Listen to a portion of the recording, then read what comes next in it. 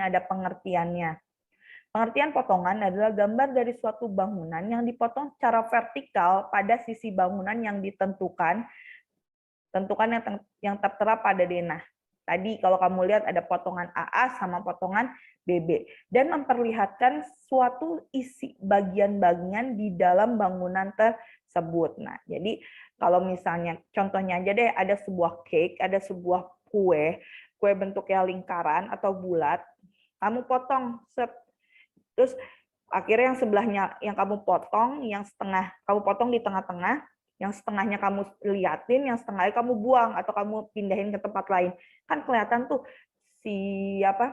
kuenya itu terdiri dari apa aja. Oh, ternyata dia dipakai misalnya atasnya pakai coklat meleleh. Dalam terus ada krimnya, terus dalamnya lagi ada apa? Ada cake-nya atau bolunya. Bolunya misal bolu red velvet, terus oh ternyata di habis bolu ada selai strawberry, terus bolunya lagi ternyata terus pakai krim sama irisan buah, terus bawahnya lagi cake-nya lagi. Nah, itu ada berapa lapis cake-nya terlihat dari hasil potongan kue yang telah kita potong itu. Sama bangunan pun kalau kita lihat dari luarnya aja atau udah jadi, itu kita nggak tahu dong, ini kayak gimana ya. Maka dari itu kita harus potong biar ketahuan si pelatnya di ketinggian berapa, kolomnya kayak gimana, ruangan-ruangannya seperti apa. Nah, maka dari itu penting kita menggambar potongan bangunan gedung.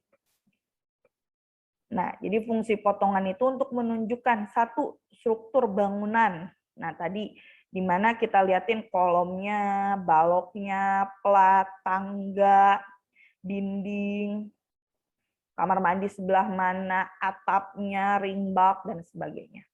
Lalu untuk mengetahui dimensi tinggi ruang. Nah, tadi karena kalau misalnya potongan itu kita lihat secara vertikal, bangunannya secara vertikal. Jadi kita biar tahu ketinggian-ketinggian dari rumah kita itu. Next, nah ini ilustrasinya di sini ada lantai 1 dan lantai 2. Ini kita potong searah AA atau melintang. Itu namanya potongan AA. Lalu secara memanjang itu namanya potongan BB.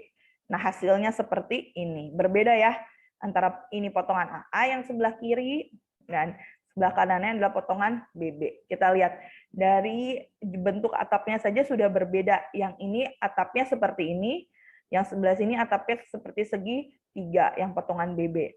Dari atapnya saja sudah berbeda. Lalu, nah itu kan terlihatnya di sini di potongan ini di bawah itu ada gambar pondasinya dulu yang kita lihat, pondasinya. Nah, terus ada pula tangganya seperti ini kelihatannya. Nah, terus si pintunya, terus kamar mandinya, oh ternyata kamar mandinya juga di keramiknya setinggi apa? Oh, ternyata cuma setengah.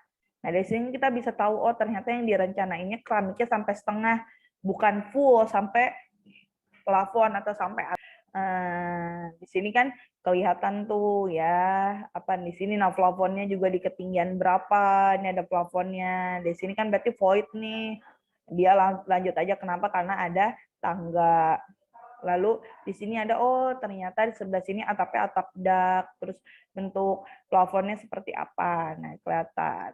Lalu di potongan B sama di sini kan di potongan AA tangganya cuma segini doang ya kelihatannya. Nah, di potongan BB lebih jelas lagi nih, oh ternyata bentuk tangganya seperti ini. Lalu sama juga plafonnya seperti ini. Terus bentuk atapnya seperti ini. Nah, ditambah lagi ini yang terpenting dari potongan adalah elevasi dari bangunan itu sendiri. Di mana di sini ada fondasi footplat, ketinggiannya berapa, fondasi batu kali.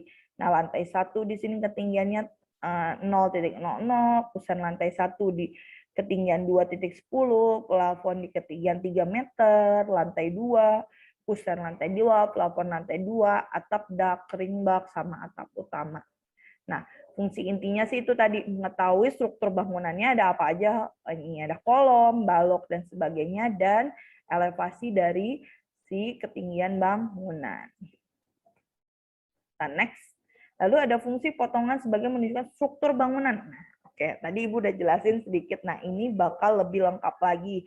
Pertama nih, nah, di bangunan ini ada apa? Pertama ada pondasi. Nah, di sini ada pondasi batu kali sama pondasi footplat ya ini tuh. Lanjut ada slope. Di atas pondasi itu pasti ada slope. Next ada plat lantai 1. Nah, kita lanjut lagi ada kolom. Tapi memang ini kolomnya diarsirnya arsir dinding. Kenapa? Karena kan memang pas potongan itu ya kepotongnya dinding, bukan kolomnya. Tapi emang dinding itu menyatu dengan kolom maksudnya. Jadi makanya kolom sama dinding itu sama. Nah, dinding juga sama. Terus ada plafon lantai 1. Ini plafon lantai 1. Lanjut ada apa ini? Ada balok. Ada balok lantai 2. Lalu ada plat lantai 2. Lalu ada tangga. Ini harusnya kalau emang nggak kepotong harusnya ada gambar tangganya. Lalu ada ring bulk. Ada plafon lantai 2 dan terakhir adalah atap. Nah, jadi alangkah bagusnya ketika kita menunjukkan, kita membuat garis potongan itu adalah kita buat garis potongan yang semua ruangannya itu kalau bisa terlihat. Jadi jangan males. Jadi kalau bisa emang pas kamar mandi diliatin tuh. Jadi ketika nuntuin garis potongan itu emang kamar mandi patut banget harus diinin karena kenapa? Biar kita bisa lihat si dinding keramik dindingnya itu setinggi apa. Biar sama-sama RAB yang dibuat. Jadi biar sinkron antara pelaksanaan dan perencanaan itu sama. Next, nah fungsi potongan sebagai menunjukkan dimensi tinggi ruang. Nah ini nih, tadi yang udah Ibu jelasin ya. Nah di sini ini pentingnya, penting banget di potongan.